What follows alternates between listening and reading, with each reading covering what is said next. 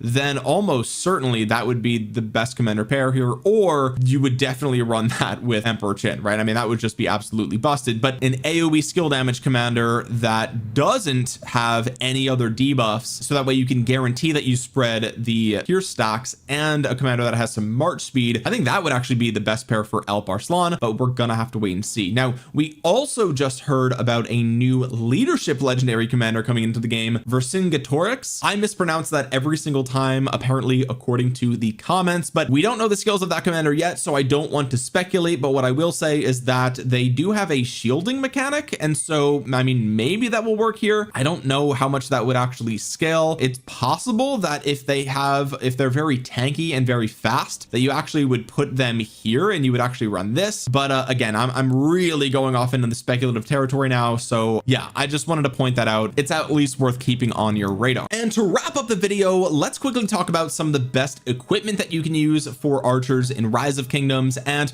really, this hasn't changed that much. The sort of best thing that you could do would be the 2 KvK pieces, so the KvK helmet and the KvK weapon, which unfortunately I do not have. And then you would do the 4-piece Dragon's Breath set. The other option that you could run for archers would be a 2-2-2 setup, where you run the 2 KvK pieces, you run the Dragon's Breath chest plate, and then either the Dragon's Breath boots or the Dragon's Breath gloves, and then whichever you didn't pick for Dragon's Breath, you would do the leadership. Now, in any case, the 2-2-2 lineup does use the leadership legs because you get some extra march speed here, which is really nice. If you're going to go that route, I would personally probably point you in the direction of the leadership legs and boots. I know historically I've pointed you in the direction of leadership legs and gloves. Really, this is a super micro optimization, so there really isn't a wrong answer. And in the case of Alp, for example, he doesn't have any defense, and commanders like Zhuge Liang don't have any defense, so in those instances you probably would prefer the gloves. But just in general, health is a better stat, and so it's probably safer in the long run to do the leadership legs and the leadership boots, because the leadership boots do in fact have some health on them as well. Okay, I actually just crafted these recently, got the special talent, which was really crazy. So I am